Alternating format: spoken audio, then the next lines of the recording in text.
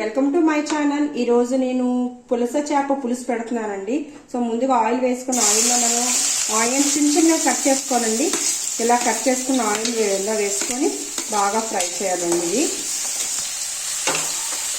ఈ పులస చేప చాలా బాగుంటుందంటండి. ఎప్పుడు నేను కూడా వండలేదండి, ఇదే ఫస్ట్ టైం వండుతున్నాను నేను కూడా. ఇందులో బెండకాయలు వేసి వండుకుంటే చాలా బాగుంటాయి అంటున్నారు.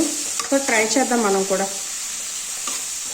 ఇగో ఇలా మనకి ఇలా ఫ్రై అవ్వాలండి ఆనియన్స్. ఇలా ఆనియన్ ఫ్రై అయిన తర్వాత మన రోట్లో ముందుగా రుబ్బుకున్నటువంటి అల్లం వెల్లుల్లి గసగసాలు దాల్చిన చెక్క లవంగాలు అన్నీ కూడా పేస్ట్ చేసుకొని మనం ఇలా పేస్ట్ని కూడా మనం కాసేపు ఫ్రై చేసుకోవాలండి.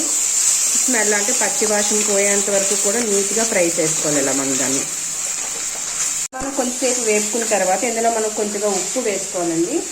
ఉప్పు కారం యాడ్ చేసుకొని ఇంకొంచెంసేపు వేపుకుంటూ ఉంటే మనకి ఆయిల్ రిలీజ్ అవుతుంది బయటికి. ఇలా మనకి ఆయిల్ రిలీజ్ అయింది అంటే మనకి మసాలా రెడీ అయిపోయినట్టేనండి.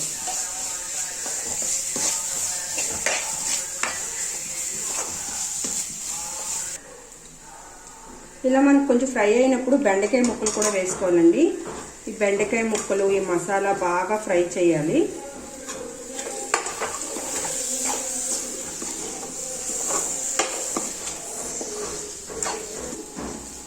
ఇప్పుడు మనం చేప ముక్కలు కూడా వేసుకోవాలండి.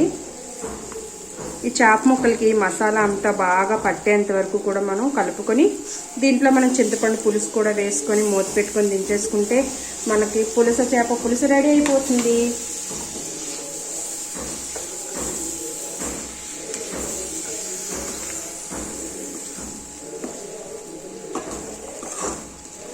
కాసేపు దీన్ని ఇలా ఉంచేద్దాం ఫ్రెండ్స్. కాసేపు ఉంచి పులుసు వేసేస్తే సరిపోతుంది. మనకి ముందుగా నానబెట్టుకున్నటువంటి చింతపండు పులుసు కూడా మనం వేసేయాలండి. మనకు కావాల్సిన ఎంత పుల్ల తీసుకుంటే అంత మన ఇష్టం వచ్చినంత వేసుకోవచ్చండి. వేసుకొని మనకు కావాలంటే ఇంకొంచెం వాటర్ కూడా యాడ్ చేసుకోవచ్చు. సో నేను ఇంకొంచెం వాటర్ అయితే యాడ్ చేస్తాను. సో నేను ఇంకొంచెం వాటర్ యాడ్ చేసుకుంటున్నానండి. వాటర్ యాడ్ చేసుకున్న తర్వాత మనం కొంచెం నెమ్మదిగా కింద నుంచి ఇలా నెమ్మదిగా కలుపుకుంటూ మూత పెట్టేసుకొని మీకు ఫైనల్ లుక్ ఎలా ఉందో మీకు బాగా ఉడికిన తర్వాత చూపిస్తానండి. సో ఇలా దగ్గరికి మనకి పులుసులా ఉంచుకుంటే తినడానికి చాలా టేస్ట్గా ఉంటుందండి. ఇదండి ఫైనల్ లుక్ వచ్చేసి మన పులస చేప పులుసు.